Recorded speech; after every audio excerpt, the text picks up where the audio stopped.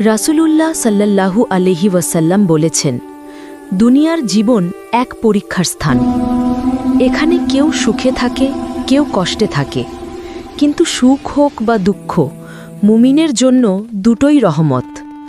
যখন তোমার জীবনে ভালো কিছু আসে, আল্লাহর শুকর করো, তিনি তোমাকে বাড়িয়ে দেবেন। আর যখন কষ্ট আসে, ধৈর্য ধরো, কারণ ধৈর্যবান মানুষের সাথে থাকে আল্লাহর বিশেষ রহমত। রাসূল সাল্লাল্লাহু আলাইহি ওয়াসাল্লাম আরও বলেছেন, আশ্চর্য মুমিনের ব্যাপার, সে যখন সুখ পায় শকর করে, এটি তার জন্য কল্যাণ। যখন কষ্ট পায় ধৈর্য ধরে, এটিও তার জন্য কল্যাণ।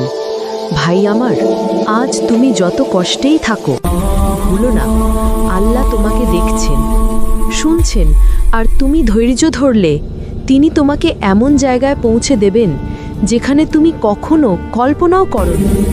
তাই হতাশ হয়েও না, নিজেকে বদলাও, নামাজে দৃঢ় হও, আর আল্লাহর উপর পূর্ণ ভরসা রাখো।